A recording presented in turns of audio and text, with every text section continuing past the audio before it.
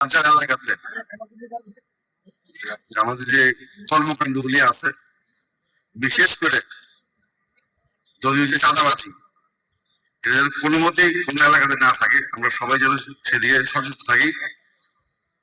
মাদক আরেকটা ব্যাপার, বিশেষ করে আমি আমাদের 5 নির্বাচনী এলাকার এমপি জনাব জসিমকে ধন্যবাদ জানাই যে উনি মাদকের বিরুদ্ধে যেভাবে যুদ্ধ ঘোষণা করছেন। আমি সেদিন একটা ইউটিউবে রাত্রেবেলা পর্যন্ত নিচে পাহাড়ে ফেলছেন।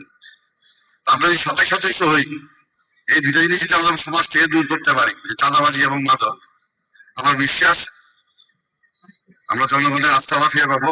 আমাদের কর্মকাণ্ড দিয়ে আমাদের জনগণের যে আমাদের যে প্রতিশ্রুতিগুলি আছে, আমাদের দলের বিশেষ করে প্রধানমন্ত্রীর এবং আমাদের সবারই কিছু কমিটমেন্ট আছে।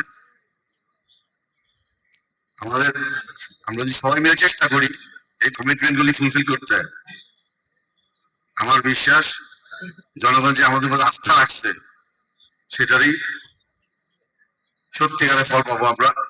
সামনে আরো নির্বাচন আসতেছে, দেখেন কিছুদিন পরেই প্রতিটা উপজেলাতে চেয়ারম্যান নির্বাচন আসতেছে, উপজেলা নির্বাচন আসতেছে, পৌরসভা এবং মেয়র নির্বাচন আসবে। আমাদের কর্মের মধ্য দিয়ে কিন্তু আমাদেরকে সেটা প্রমাণ করতে হবে জনগণের যে আমাদের উপর আস্থা রেখে তারা ভুল করে নাই। আমি সবাইকে যার যার এলাকাতে যে জায়গা থেকে আমি নেতৃত্ব দিতেছি সবাইকে অনুরোধ রাখবো এটাই, আমরা যেন সবাই সচেষ্ট থাকি, কবুল করে নেন আল্লাহ। আমাদের সম্মানিত মাননীয় মন্ত্রী জনাব জাকারিয়া সবাইকে ন্যায় তার সত্যতার সাথে কবুল করে নেন।